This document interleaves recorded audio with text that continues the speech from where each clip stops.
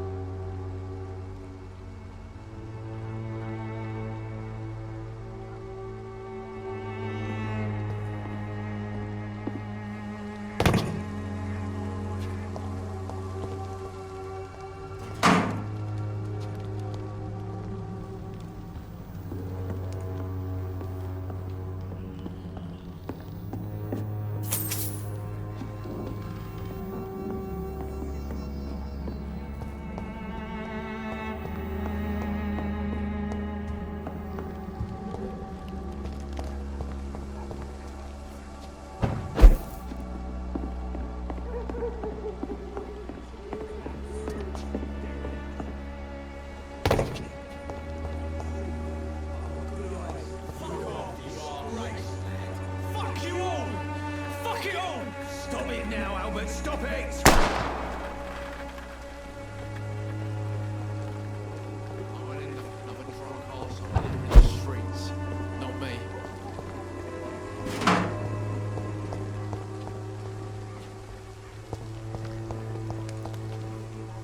What? Shooting a boy in the middle of the street.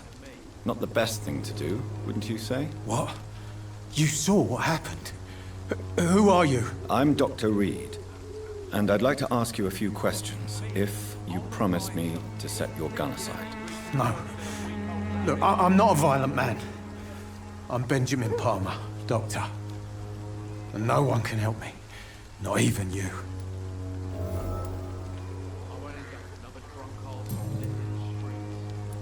What can you tell me about this place? Nothing to say, really. This is where I used to live, and this is where I live now. You don't have anywhere to go? No family that would welcome you? Not since the death of my wife, Albert's mother. She was sick, you see. Long before the flu and all this shit. You mean you used to have a better life? Yeah, I had a wife, a home, and a job. I even used to have a name. Now I'm just Ben. Ben the Trap. Perhaps you could focus for a moment and tell me your troubles. I'm sick, broke, and my son just stole my pills. Everything's coming up roses.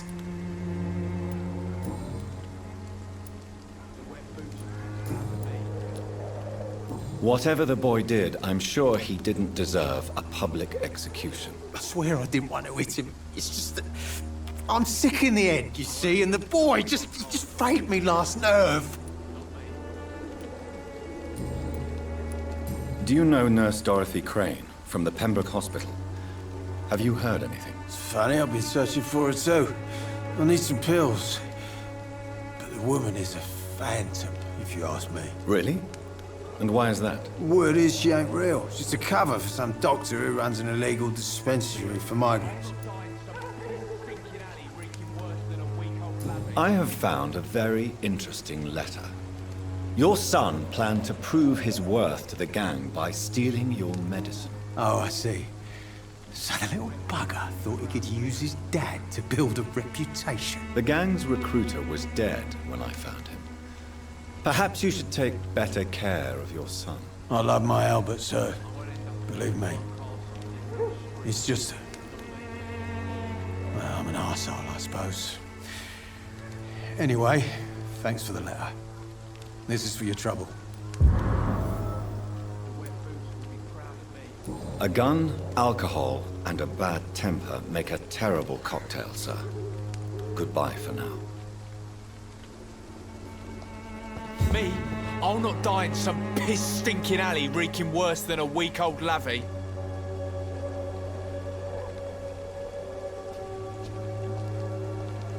Are you all right? The bastard hit the wall next to me. I don't even know if he meant to miss. If you've been hurt, I can help you.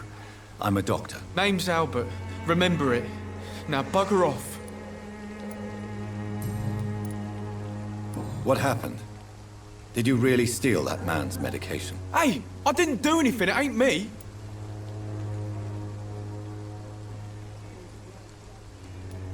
Medication and drugs are a rare commodity in East London. So you picked an easy target, didn't you? Sod off, mister. You ain't got no clue what's going on here. Bastard was a soldier in the war, so now he's got the right to shoot me. It's true. I'm not familiar with this part of town. Perhaps you could help me. I said sod off. Go find yourself another guide.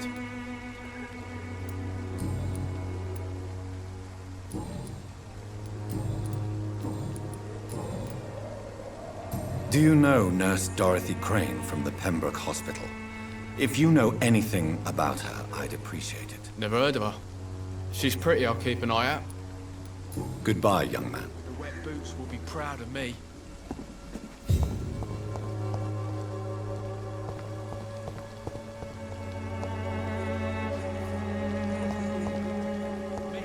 I'll not die in some piss-stinking alley reeking worse than a week-old lavvy.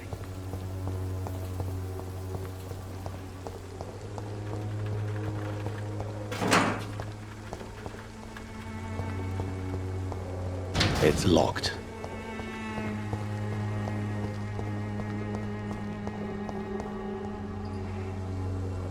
Bloody joke to you, innit?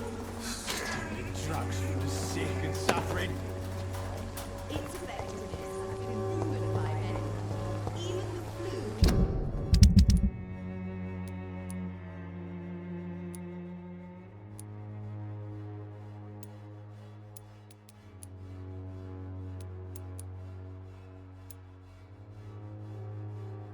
No match for the Swanborough Cordial.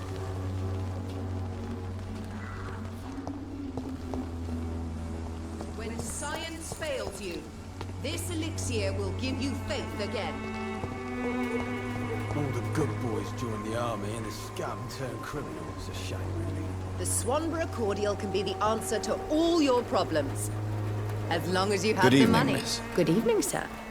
Are you interested in a miraculous cure for this unknown and deadly epidemic? Actually, I am. Then you have come to the right place. The famous Swanborough Cordial is all you need to help keep you in perfect health. Oh, really? Why didn't I hear about it during my studies? I'm Jonathan Reid, by the way. Doctor. Jonathan Reid. Ah, my brother has spoken of your research, sir.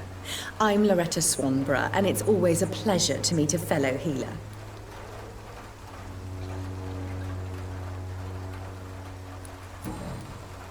Tell me, who intrigues you most in Whitechapel? The region itself is something to see, but I would say Camellia the mute florist who gives away her flowers. What do you think of the locals? Most of them are afraid or desperate. They all come to me eventually for my remedy. Is there anyone I should avoid? Cadogan Bates, without a doubt. The bloody bastard remorselessly exploits poor migrants as soon as they get here.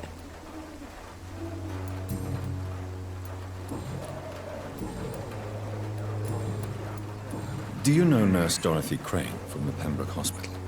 I'd like to know more about her. I don't like to talk about competition. Competition, you say? Never met her, but it seems she provides some sort of medical care to the poor. The whole thing has to be some sort of scam, if you ask me. I'd like to see what kind of medicine you're selling.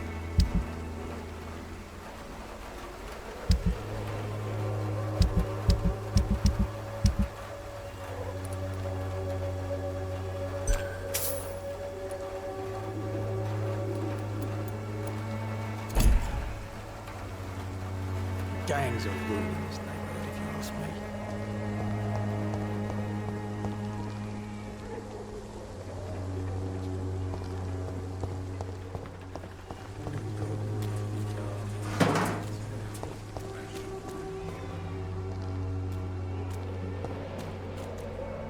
It's locked, all right.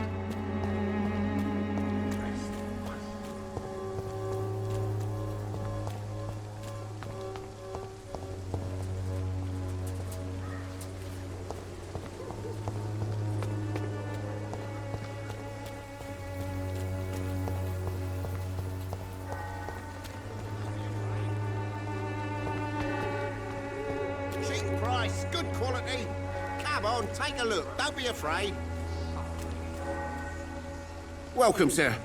Please, take a browse of my wares. I'm Dr. Reid. I would like to ask you a few questions, if you don't mind. Doctor? Interesting. I'm Barrett Lewis. Usually I don't have time to waste with talk, but at this hour of the night I can hardly refuse. How is business around here? Business? I have no business. Between this racket, theft, and customers getting scared, I'm losing money every day. I see. Sounds like you blame someone in particular for your situation. It's no secret Joe Peterson spends his time harassing merchants. But with me, he's trying to put me out of business once and for all. As a merchant, you see Whitechapel every day. Have you noticed anything out of the ordinary recently? What you mean besides the epidemic, the war, and all the usual crap? As long as I can remember, this part of town has been a bottomless pit, and no sign of the bottom yet. Violence is increasing in the borough. Yeah. A few nights ago, some blokes jumped me. Came out of one of the condemned workshops. Fever, madness, something like that. Where did this happen? Why did you go there? In the closed workshops nearby. I worked there as an apprentice in better days. Now I only go to find trinkets or tools. Too bad I was mugged, though. There was good money in that little box of loot I lost. Have you been hurt? No, but that's only because I ran like hell. Those men were raving lunatics, I tell you. Not even able to speak anymore, just screaming.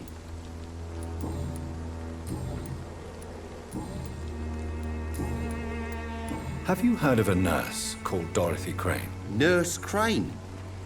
So the bitch really is a nurse, then? Always thought she was just some crafty foreigner, that one.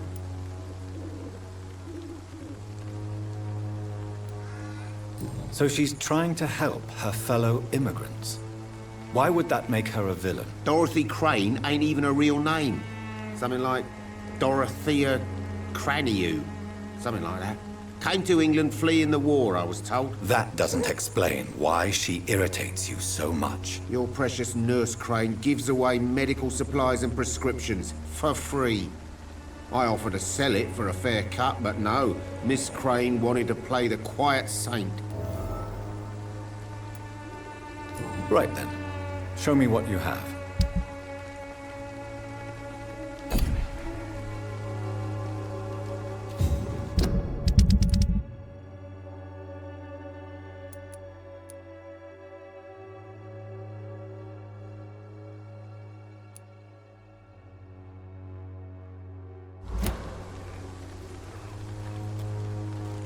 should never have taken up my father's business.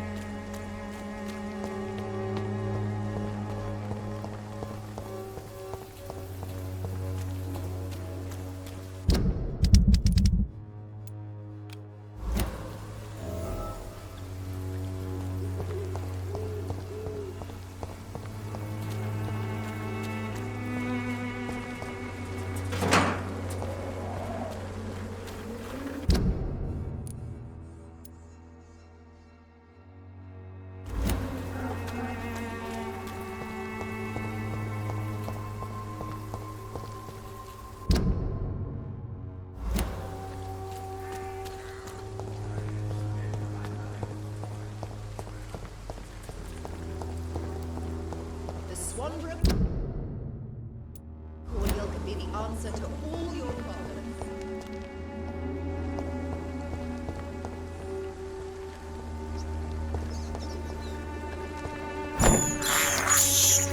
This is despicable.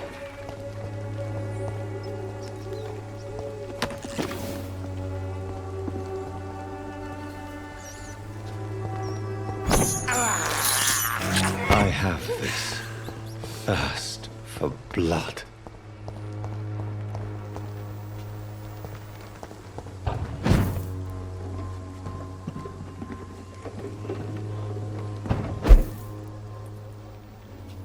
It's locked.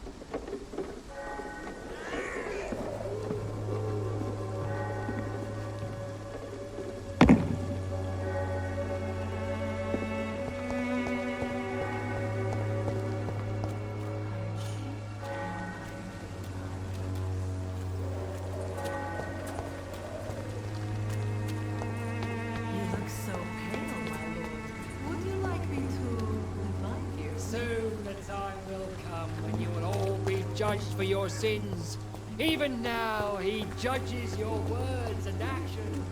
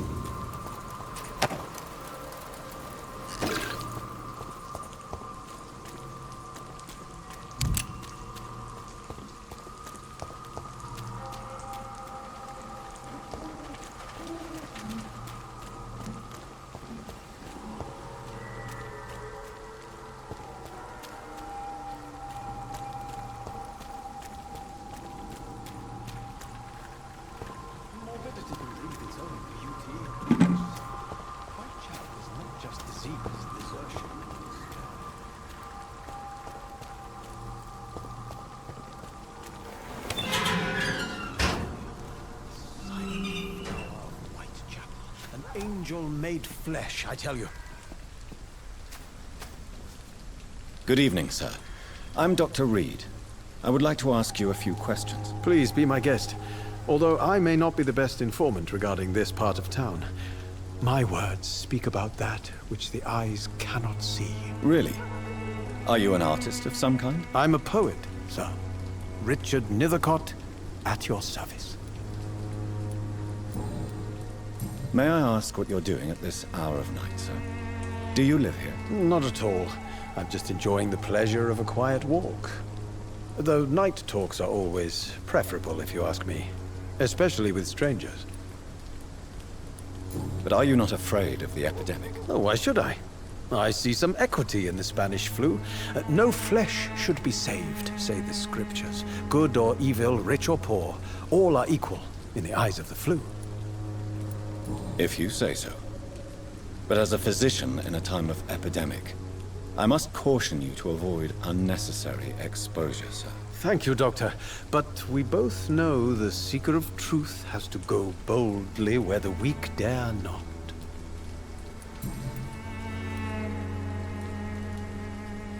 What are your thoughts on the terrible situation in this city? Terrible, you say? No. Of course, the death of so many innocents is a tragedy. But the scourge has not been all bad for the city. Oh, no, sir. What are you talking about? Do you remember London before the flu? Noisy, cacophonic, quiet nowhere to be found. And now, listen to this oddly peaceful silence. Yes. The enjoyable silence of the grave. You have a unique perspective on the situation, I must admit. Most people fail to understand my perspective. I don't blame them. But how could I call myself a poet if I veiled my feelings? Are you aware that your life could be in danger in this part of town? But this is where I must be to feel the real beat of the city. I had to come, see it for myself, alone. I understand your need for solitude, but it's not safe around here. I don't care. I don't have many friends, Doctor, and my family despises me. If some misfortune came upon you, who would be here to help you? Well, you, for a start, my dear Doctor.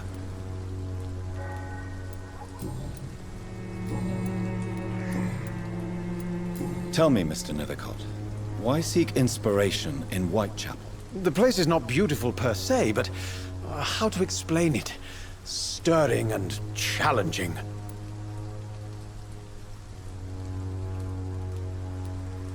Do you not think it a little morbid? On the contrary, sir. Whitechapel is full of life, full of beauty. Just like my dear muse, the wonderful Camellia. What can you tell me about Camellia? Not much. And that's the beauty of it. She can't speak, you know. She's a locked mystery who exhales kindness and sweetness. Perhaps you're just afraid to find out the truth about your muse. One day, perhaps, I'll ask her to come with me. But will she still be my wild flower of Whitechapel if she moves uptown? And have you ever tried to learn more about her? Where she lives? How she survives? Whom she may know? Maybe I prefer she remains an enigma. Reality can be so dull, don't you think? In what way, exactly? The struggle by gaslight, the barren smiles and the added hunger under the rain. If you say so. Such vibrant antagonism and vivid paradox. The stripped humanity raged across each street. Vivid, of course, yes. And what about the poignant distress? Oh yes, the poignant distress. You see what I mean, don't you? That's what I want to write about, and that's what Whitechapel is made of.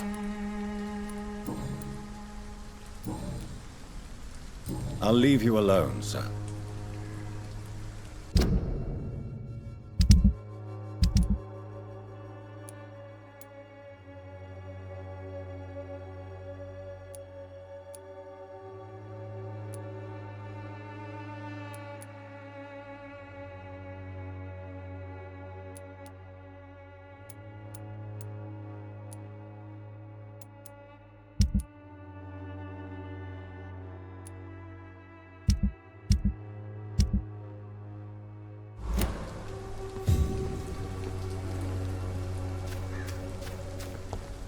Some of us come to this world already touched by grace. Morbidity can prevent desertion and despair.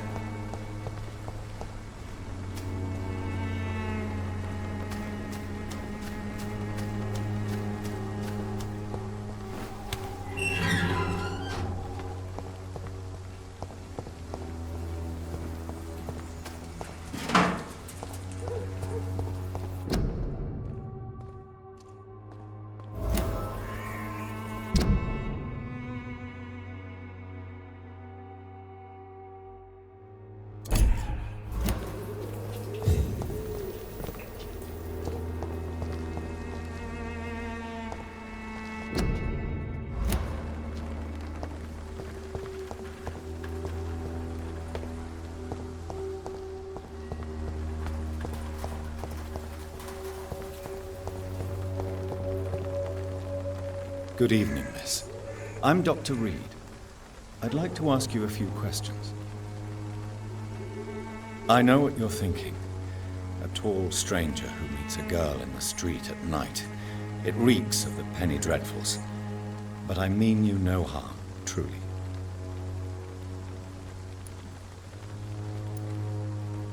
Tell me about Richard Nethercott. I understand he is quite fond of you, Camellia.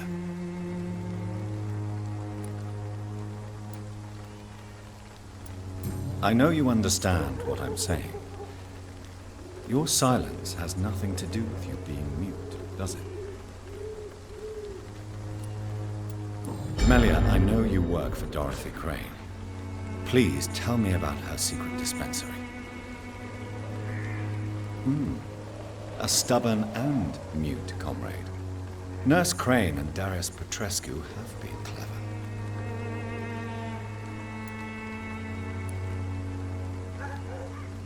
You don't seem to need my medical attention for now.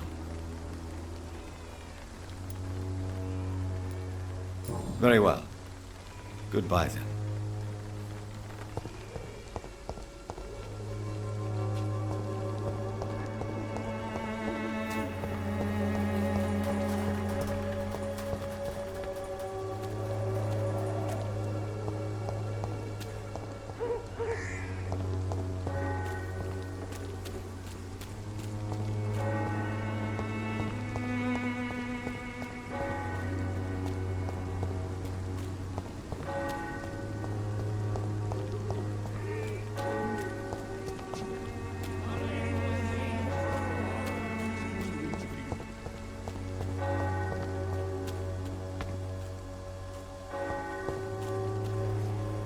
Excuse me, sir. Are you familiar with this part of town?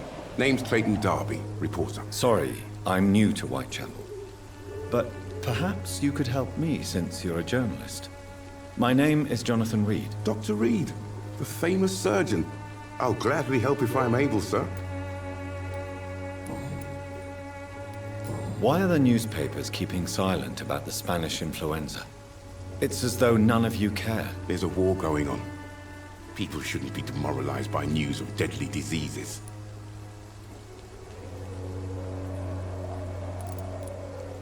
It's a disgrace. People are left to die alone. No one is properly informed of the risks. These are bad times indeed. So much for the glorious British Empire. Have you any idea of the danger you face in these streets at night? I've had to run and hide more than once from frenzied mobs incensed by the fever. Do you think the flu is really responsible for this, Doctor?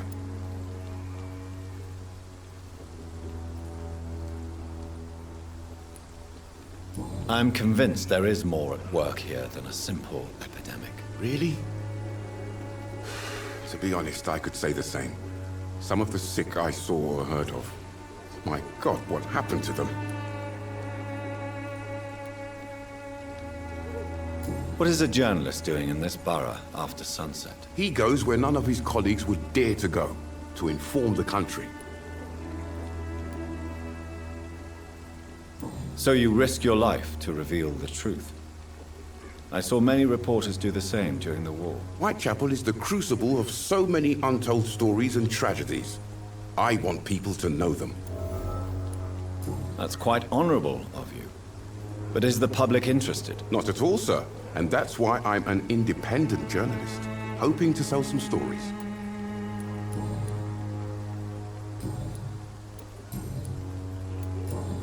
Goodbye, Mr. Darby. Farewell.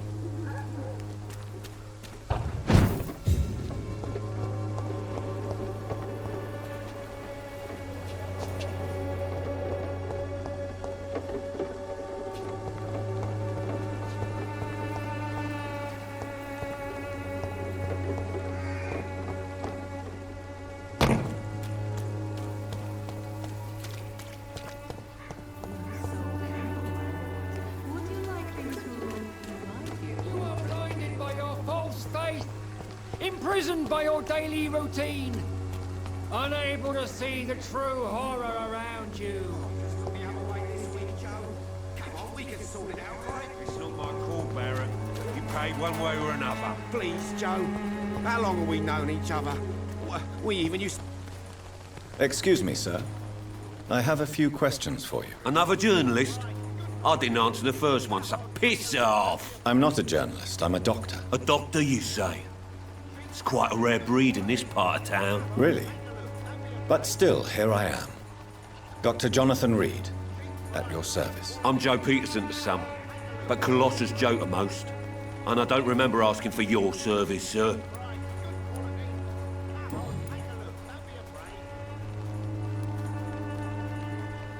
How did you become the local bully everyone is afraid of, Joe? There's no pride in roughing up poor bastards. But this is the only job I've found. And it pays well, too. A job? So you're racketeering for someone else? I got enlisted by the Wet Boot Boys, a gang from the docks. I'm their muscle for their dirty work. Most people don't become thugs when unemployed. This is a choice you made. I don't care what you think, sir. I do what I have to do for my own reasons, and that's that. I'm not sure Mr. Lewis would agree with your by all means necessary philosophy, sir. Oh, do you really think he's the poor victim here? Barrett can be as sneaky as anyone. Long ago, I even called the bastard my best friend. May I ask what you do around here? I do whatever I want, and sometimes even more. Now sod off. According to you, physicians are scarce in this part of town. Why is that? Not familiar with this neighborhood, are you?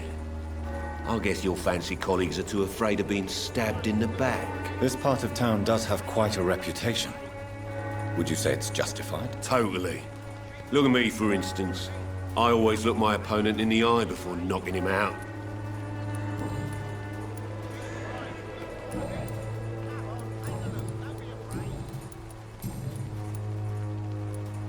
Goodbye, Mr. Peterson. Come on, take a look. Don't be afraid.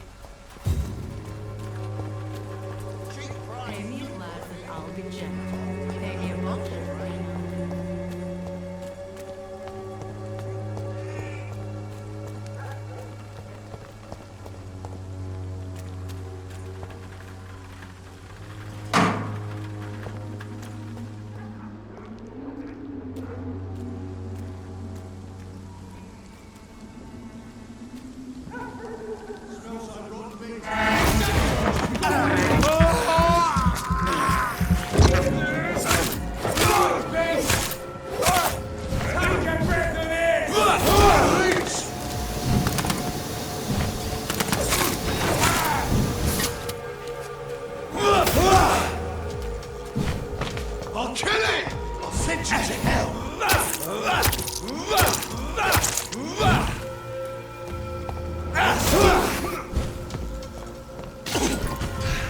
You leech! You can kill him!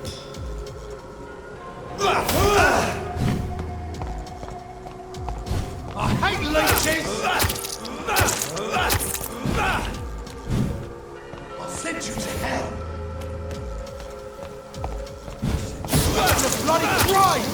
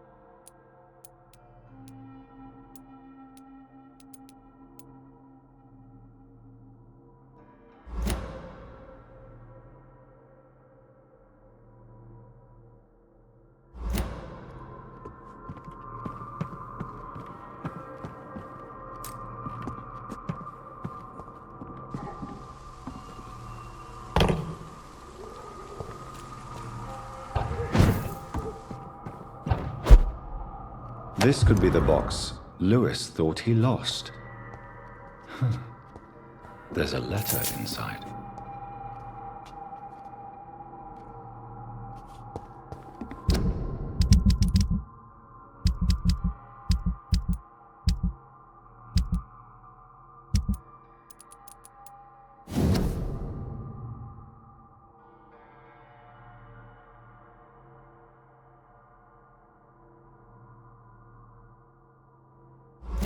A love letter from Joe Peterson's wife, addressed to Barrett Lewis. Who should I give it to, I wonder?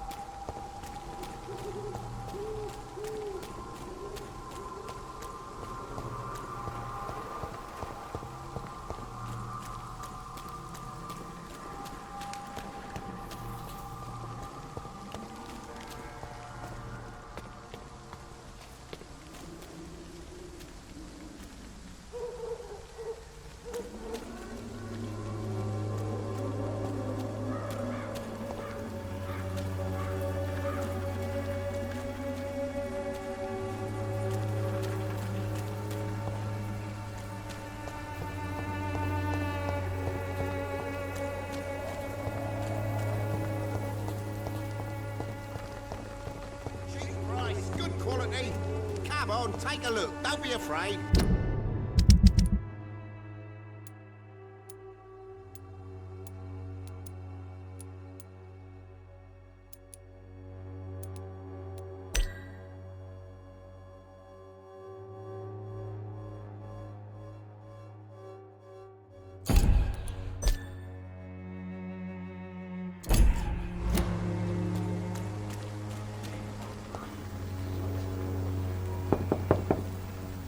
Hello, young man.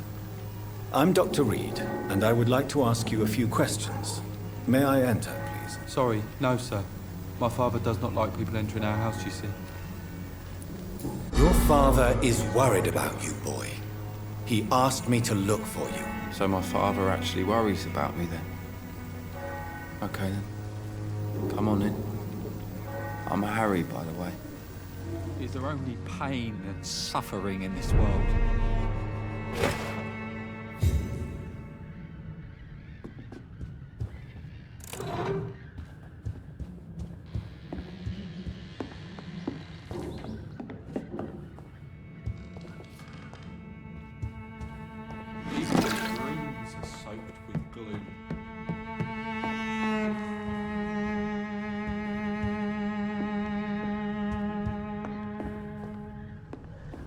It's locked, all right.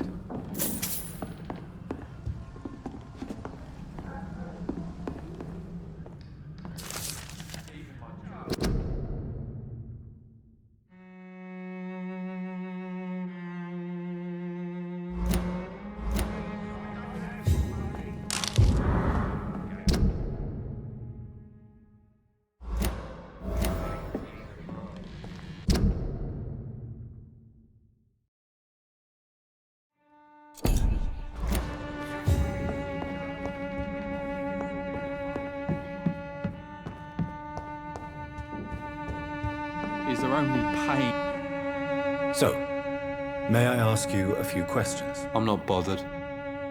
What could be worse? How do you feel? I'm fine. I mean, it's not easy every day, but I'm fine. I'm just tired of being sick all the time. If only I could be tough, like...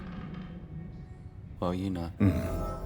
Speaking of which, what can you tell me about your father? My father is an idiot who makes idiot things, That's all I have to say. Forgive my bluntness, young man, but you don't seem happy living in Whitechapel. Why should I? I never wanted to come here in the first place. It was my father's decision. And look around you. Does this look like a nice place to live?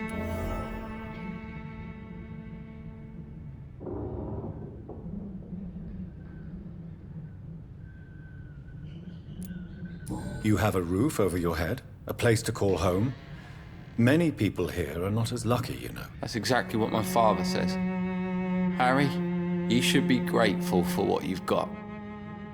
But I wasn't even consulted when we moved here.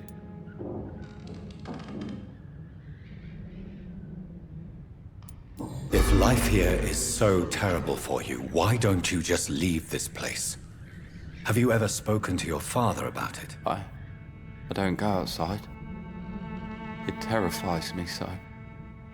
I went outside once without my father noticing and I saw terrible things. Bloody and frightening things. So that's why you stay at home all day? For fear of the epidemic? I'm not afraid of disease or death, Dr. Reid. It's the living I'm afraid of.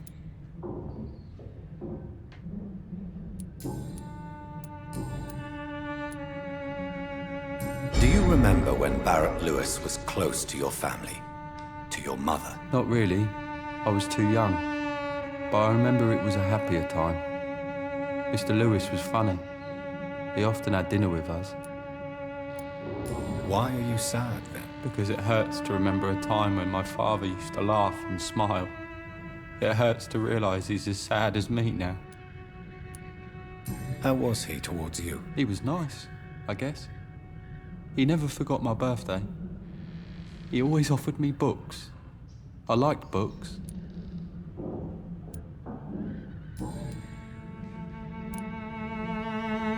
Your father and Mr. Lewis used to be good friends.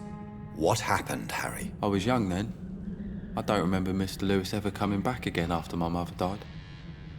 Or was it after my father started bullying him? I don't know. Have you tried speaking to Mr. Lewis about it? I don't go out often, but yes. And he scolded me and told me to leave him alone. I guess my father frightens him too much. But you are not responsible for your father's actions. Am I not? Dad always says that he joined that gang for my safety. So if I wasn't born, people wouldn't be worrying about Colossus Joe.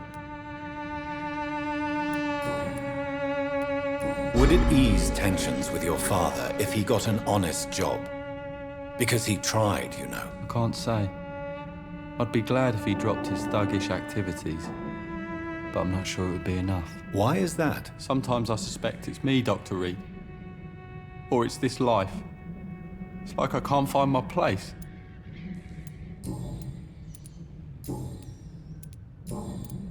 Do you know Nurse Dorothy Crane from the Pembroke Hospital? I'd like to know more about her. Yes, I know her. She came here to examine me when I was very sick. She said I should go out more. Goodbye, young man. Take care of yourself. Even my dreams are soaked with gloom.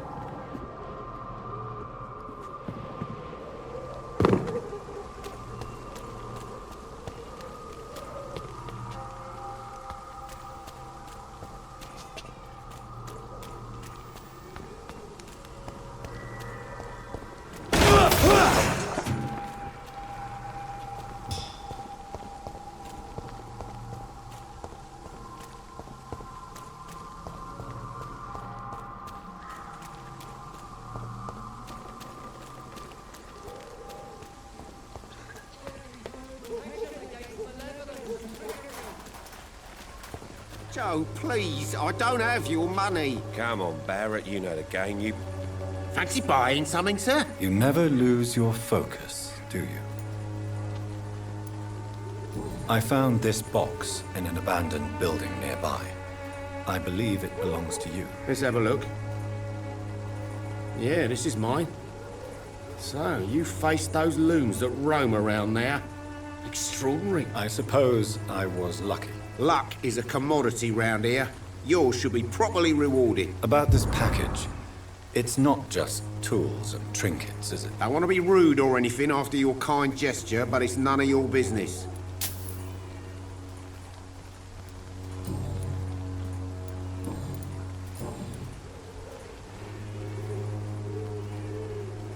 Barrett, you had an affair with Joe's wife, didn't you? Yeah, I did. She's the only woman I loved. My first regret is that she stayed with Joe after Harry was born. The second is I never shed a tear when she died. Did you ever try talking to Joe? Never. But I suspected he knew everything, even without knowing it. And he decided to make me pay in his own way.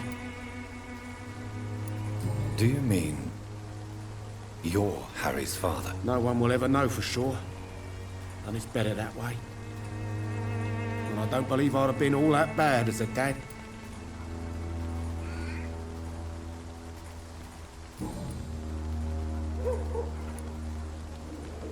Joe Peterson. He's the villain here, isn't he? But you seem to know each other. I'd known Joe for years. I saw him box once or twice. He was a friend then. But these days, he's just another thug. What can you tell me about Mr. Peterson? Besides his behavior toward you, obviously. Colossus Joe was a decent boxer, good one even. But after his wife passed away, he found every excuse to stop training. Just wanted to pick fights with everyone. It's never easy to find a new path in life, especially after the loss of a loved one. But crime is certainly not the best option. We've all had some rough times, ain't we? But most of us don't use our fists to see us through. And no one has ever stood up to this thug. Nobody would be fool enough to stand against a wet boot boy.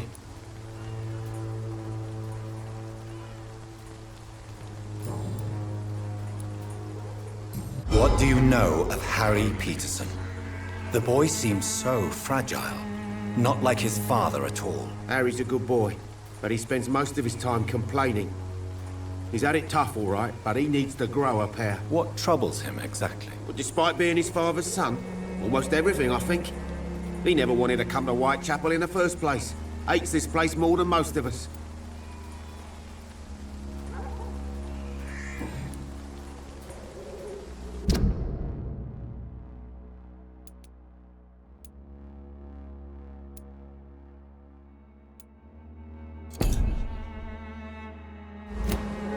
Goodbye for now, Mr. Lewis.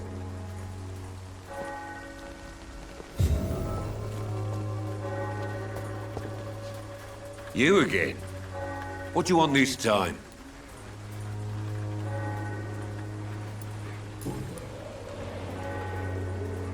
Harry doesn't seem happy living in Whitechapel. Why did you make him come here? I've always put my son's interests above everything else, whatever he may think. Our house is small but affordable. The walls are thin, but the door is solid. You really love your son, don't you, Mr. Peterson? He's my pride and joy. Even if he hates me for the choices I make and pushes me buttons more than he should. Do you have any regrets? Only one. Not to have my beloved wife by my side. She died when Harry was little. My sweet Jane. She gave the boy confidence.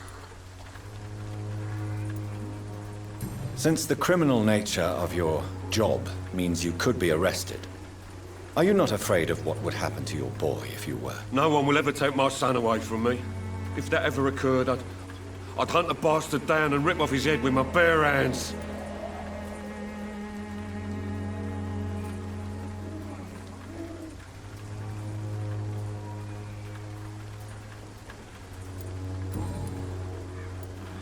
Why do you keep on working for the gang, Joe?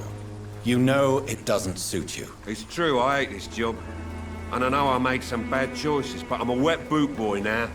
People won't forget it. You could leave tomorrow.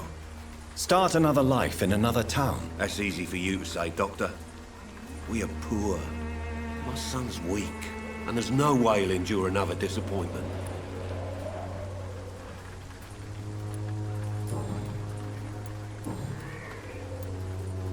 How did you become the local bully everyone is afraid of, Joe?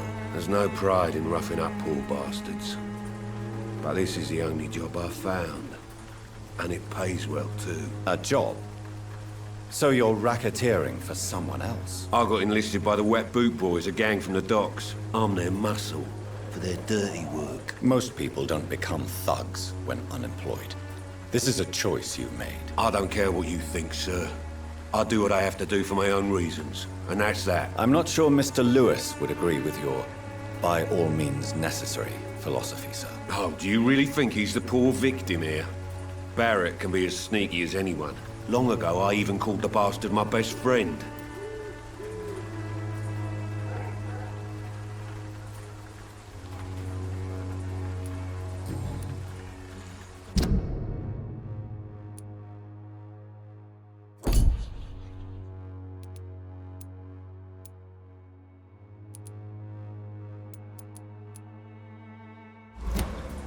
Goodbye, Mr. Peterson.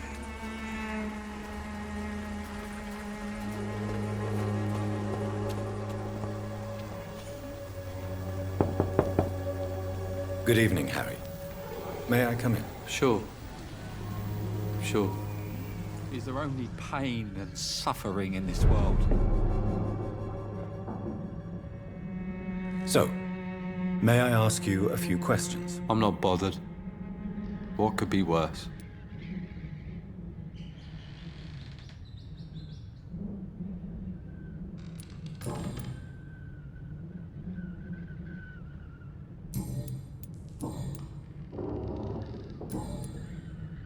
Goodbye, young man. Take care of yourself. Even my dreams are soaked with gloom.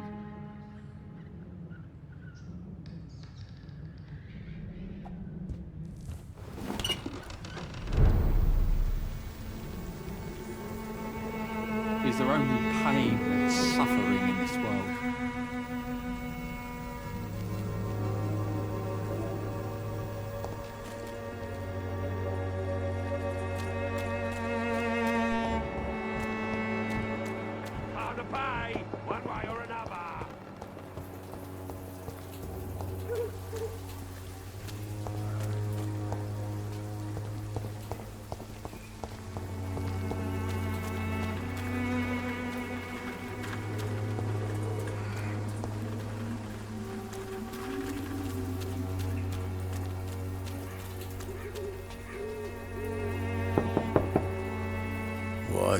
What do you want?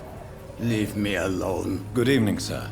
I'm Dr. Reid. I'm looking for Nurse Dorothy Crane. There is no Dorothy Crane here. Now goodbye. I'm afraid this medical leaflet says the opposite, sir. Really? Well, I'm afraid I'm going to close this door right now. Go bother someone else, Mr. Doctor. To enter that house, I must discover who this man really is. Maybe I could start by observing what he's up to.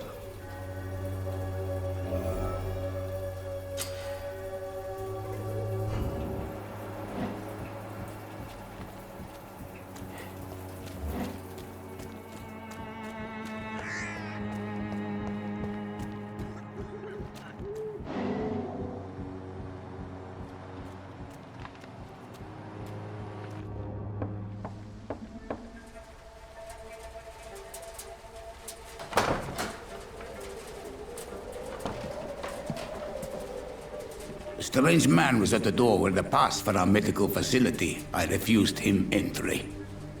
Darius, how could you know he didn't need our help? His clothes were too finely tailored to be from Whitechapel. Perhaps just a friend of that stray poet who is always about. Richard Nethercott? No, not of the same cloth, this man. I suspect some machination from that journalist. Clayton Darby. Is he still asking questions? Yes. I saw him drifting around St. Mary's Church. I swear he is tracking me just downwind.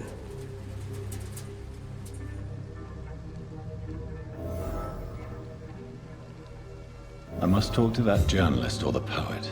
They must know about Darius. Nearby the church they just mentioned.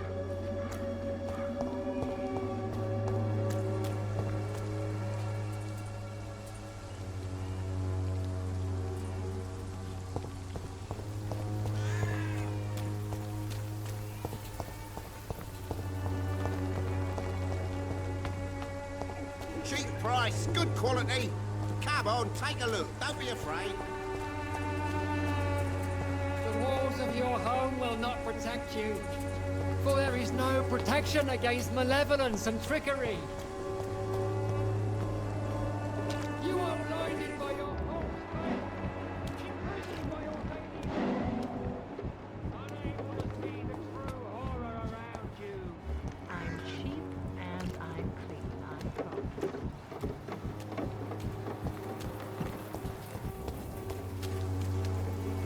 Don't be shy, handsome. What can Christina do for you? I'm not looking for what you're selling. But I'd like to ask you a few questions, if I may. I'm a doctor. Dr. Reid. All right then, but be quick. Though I usually get paid when I open my mouth.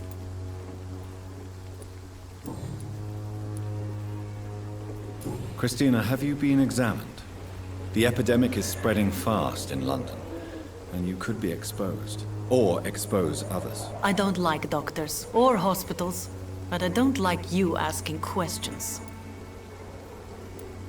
Considering your line of work, I assure you it is only a matter of time before you have health issues. If it is going to happen, it will happen.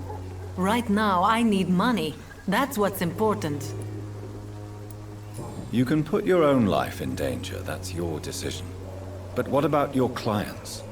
If you're contaminated, you will put them in danger too. And you think that would worry me? If you knew the men I deal with, their health would not be what you'd worry about. Clayton Darby claims he will expose the crisis in Whitechapel to all of London. Do you believe him? I believe Clayton's courage will erode with time, until he finally leaves Whitechapel to start another fight somewhere else. Why this skepticism? How can you speak about starvation if you've never been hungry? Or about poverty? Or anything else you have never suffered from? Are you talking from experience? I've seen your type come here to get a good fuck in a cheap room or a dark alley before going back to their fancy houses in the West End.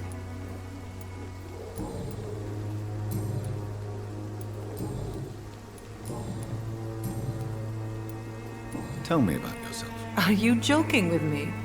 People don't usually come to see me for conversation. I have no interest in your work. I am, however, curious as to what led you into this career. Short story. The war, exile, and England. This country is not especially welcoming. I've been refused many jobs because of where I am from. I had few options left.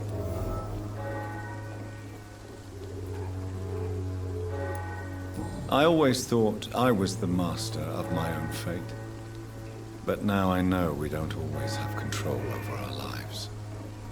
I don't judge you. You know, this money is not only for me. I have good reasons to need this money quickly. But it is not your concern, Doctor.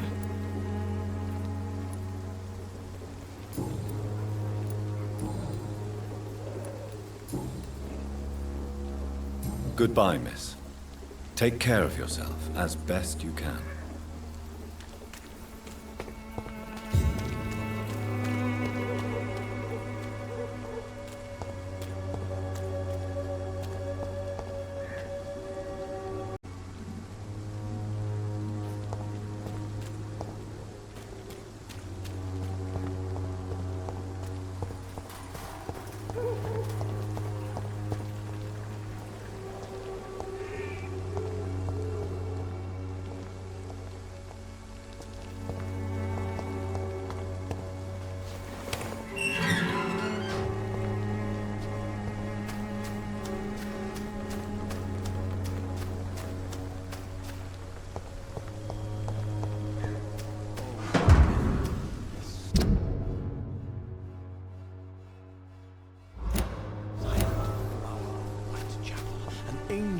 eat flesh, I tell you.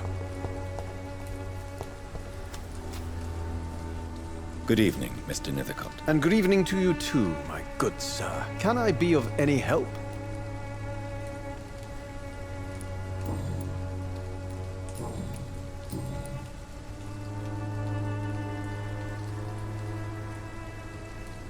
You don't really make a living from your scribblings, do you, Richard? No, sir, I don't. I work so hard. I put all my time, my energy, my devotion into the precise carving of words.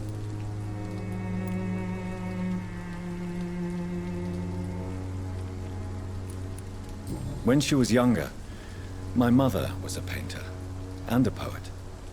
She told me many times how poor her artist friends were, and how she helped them. My parents pay for my rent, my food, and my clothes.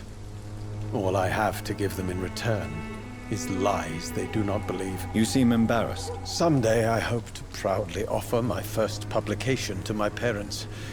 Until that day, I'll remain the failure of a son they have to support.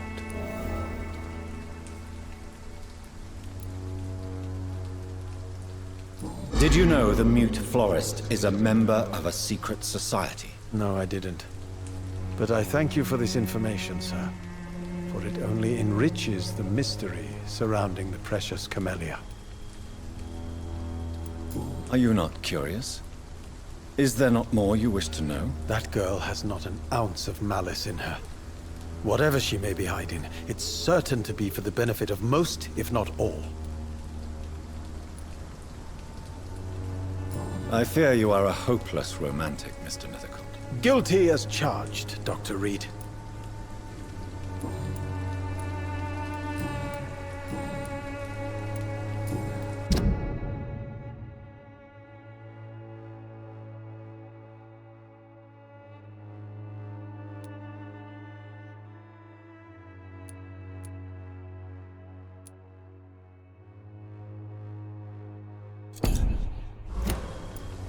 May I ask you a few questions about the district? Extraordinary part of town, is it not? I'll be glad to help you, if I can. What can you tell me about an old man called Darius? Darius Petrescu? Yes, I know him. At first, I thought he was only a small publisher. I invited him to publish my work, but his reaction was pretty clear. Not interested in your talent? Darius is an old political activist who takes delight in printing tracts and lampoons. Those communist activities only require mediocre writing skills. I'm looking for Dorothy Crane, a nurse who lives in this vicinity. Dorothy Crane. Oh, I love the name. The Crane of Whitechapel. Sounds very mysterious. But, sorry, no, never heard of her.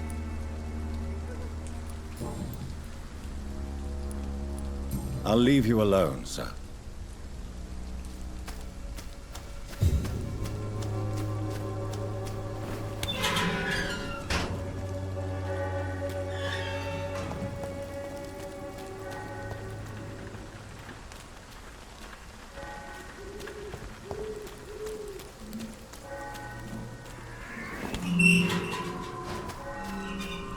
Morbidity can breathe its own beauty and grace. Whitechapel is not just disease, desertion, and despair.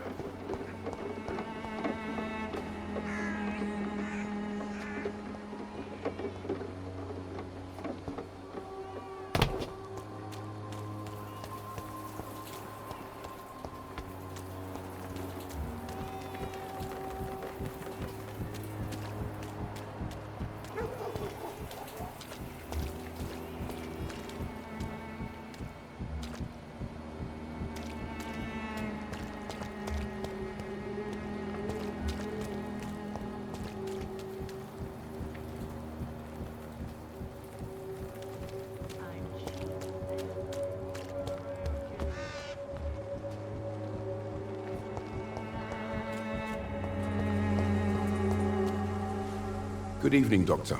Can I help you?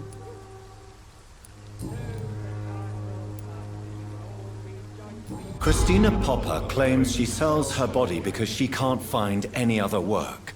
Do you believe her? Of course I do. Her story is exactly what I want my readers to understand. We live in an intolerant and divided nation. Do you think things will ever change, Mr. Darby? I believe the situation can only improve. And now that women can vote, I'm convinced things will change.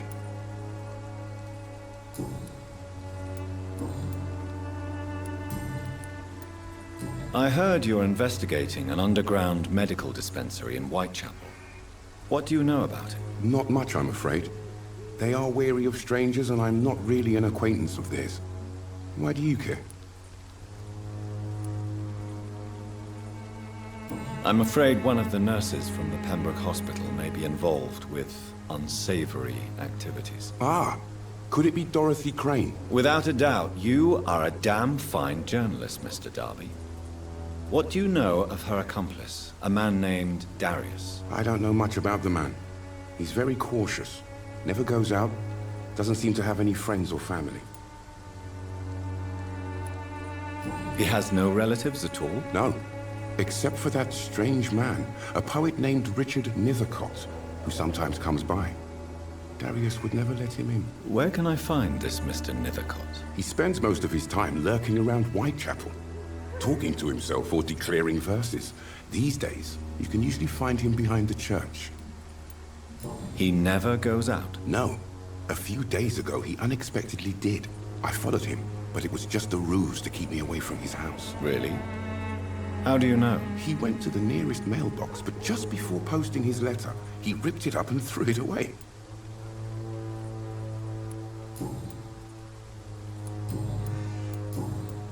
Goodbye, Mr. Darby. Farewell.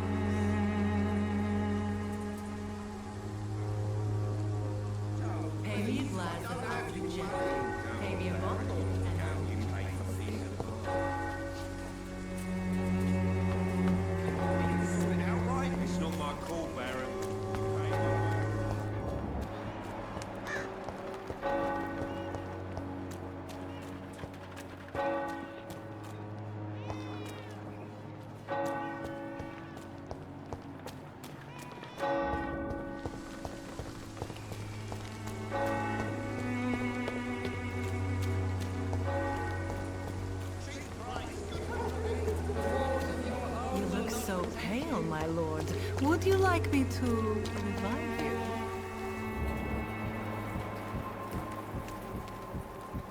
I'm cheap and I'm clean, I promise.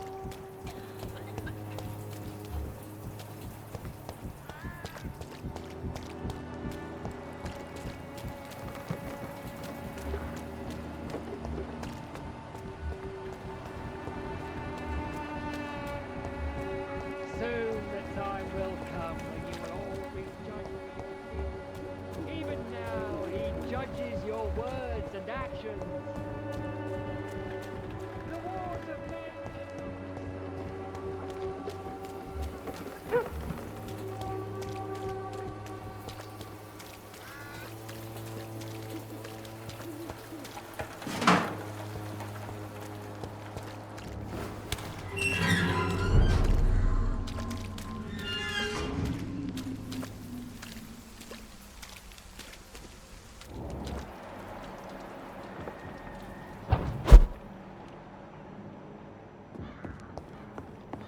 It's locked, all right.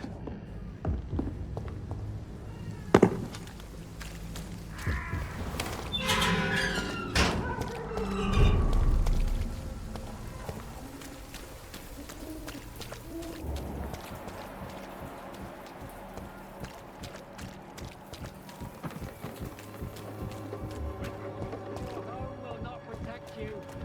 Whoever protection against malevolence and trickery.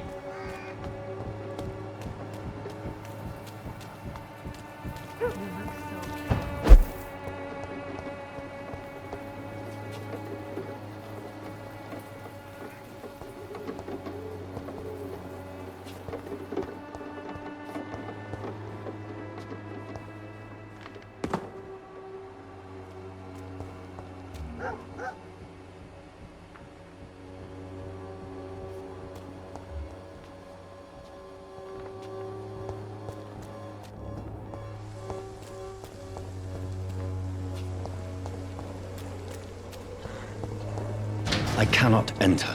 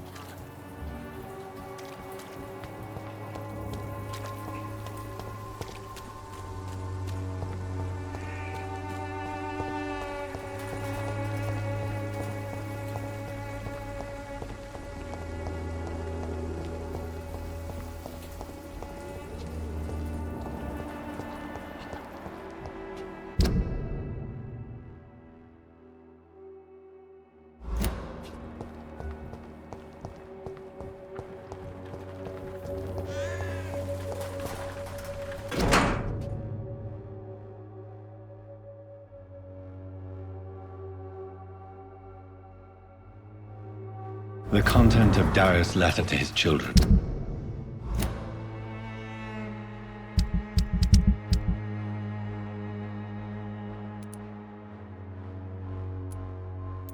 Could give me more leverage to enter. Darius is a bit less of a mystery now. It should not be that difficult to incite him to let me in.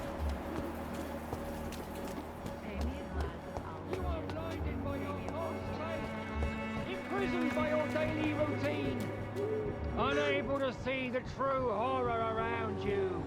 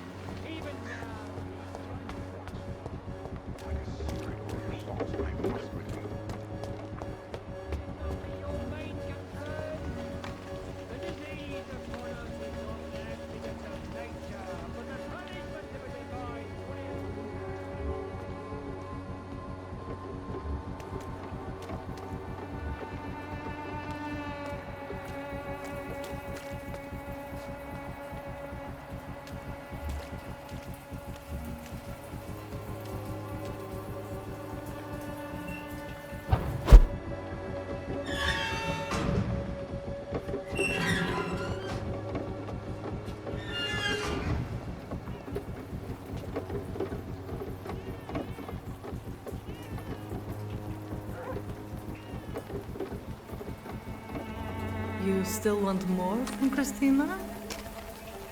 When we spent the night together, my wallet went missing. Are you calling me a thief? I don't have your stupid wallet. I know you. You're a nice girl. Can't we solve this amicably? No, I don't think so. And if you think you know me just because we share the bed together, you're just a lousy and arrogant journalist.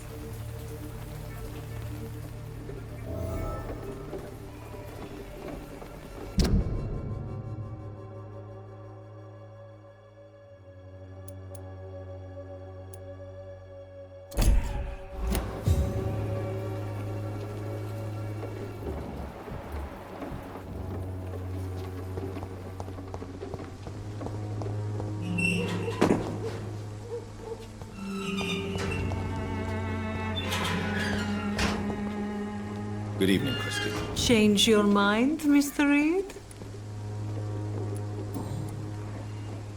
Did you steal Clayton Darby's wallet? Tell me the truth, Christina. Of course I stole it.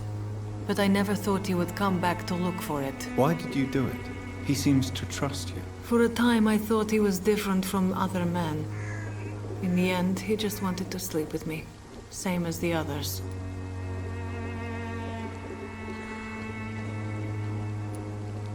Perhaps Clayton is different. Maybe you two should talk. A conversation couldn't hurt. I know what I am and what people call me. I sleep with men for money. If I can accept that, why can't he? No.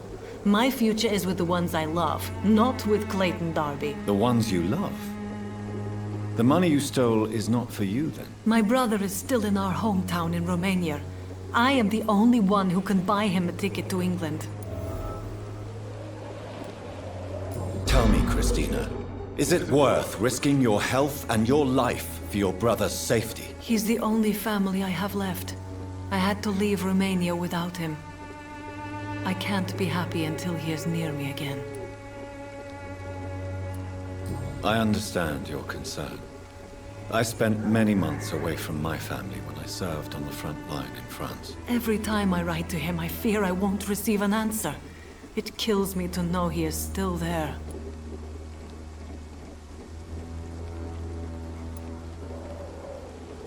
But what about your life, Christina? Are you so worried about your brother's survival that you'll risk your own? You think you know it all because you fought in the war. But my brother is no soldier. I know. We all understand the risks to soldiers, but we don't necessarily recognize the civilian casualties caused by these conflicts. Yes. Wars are decided by rich men who will never take the risk of being shot, raped, or maimed. Does your brother know what you do to earn the money to bring him here? Don't be simple, of course not. And he must never know. Everything will be different once he is here with me.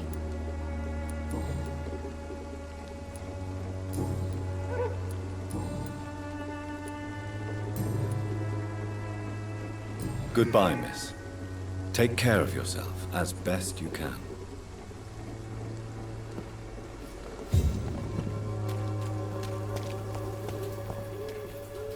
Good evening, Doctor. Can I help you?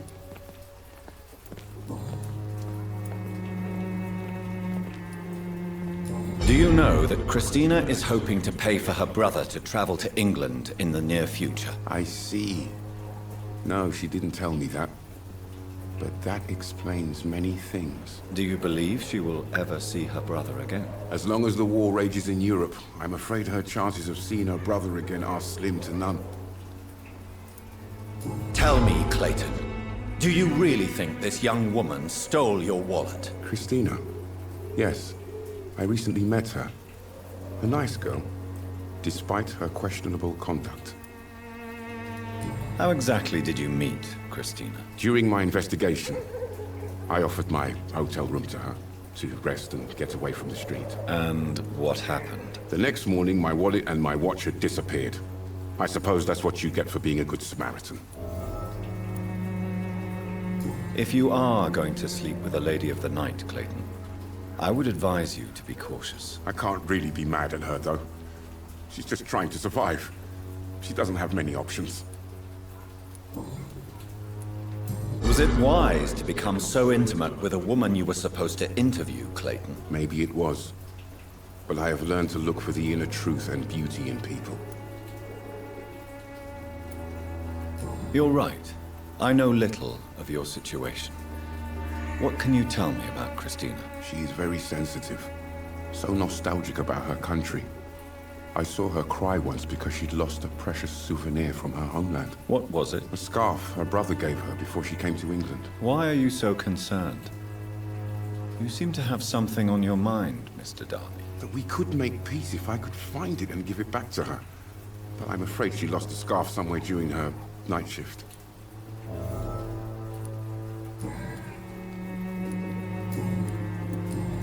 Goodbye, Mr. Darby. Farewell.